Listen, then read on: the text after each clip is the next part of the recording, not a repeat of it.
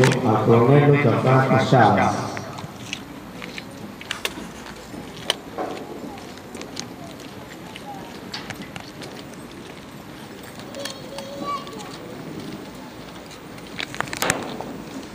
Verrà ora data lettura della motivazione per il conferimento della Croce d'Argento al merito dell'Esercito al colonnello Gianfranco Scias.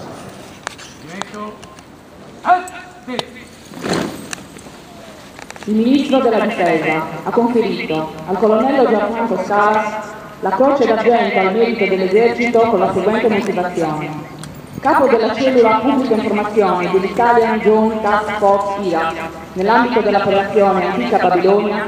evidenziava una profonda e consolidata esperienza nel settore dell'informazione e una spiccata capacità di concepire, impostare e gestire in maniera efficacissima e pienamente rispondente alle esigenze della Forza Armata i rapporti con i rappresentanti dei mass media nazionali ed esteri. Grazie alla sua sensibilità e alla sua elevatissima professionalità, individuava sempre e tempestivamente le modalità e i momenti per esaltare, attraverso il reportage dei media, l'impegno e i positivi risultati delle molteplici e variegate attività condotte da tutti i reparti presenti nel contingente, garantendo nel contempo un eccezionale ritorno d'immagine per le forze armate italiane.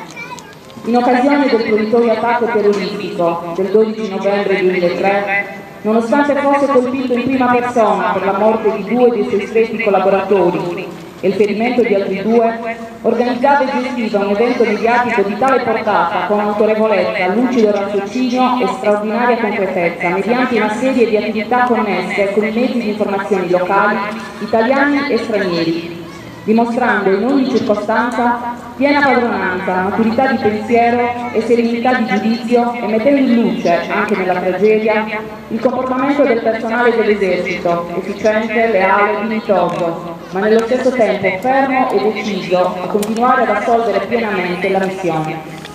Magnifica figura di ufficiale e di soldato, che animato da profondo amore per l'istituzione ha consentito, con eccezionali capacità realizzatrici, impegno elevatissimo e senza alcun limite di orario, di elevare l'immagine del contingente militare italiano nel contesto nazionale e internazionale.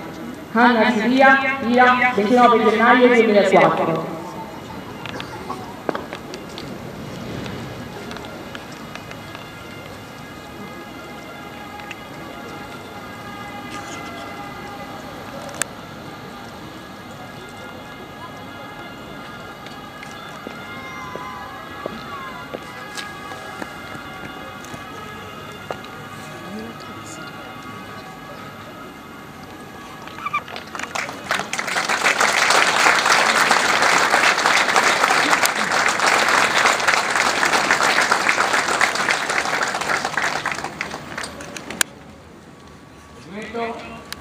Ehi!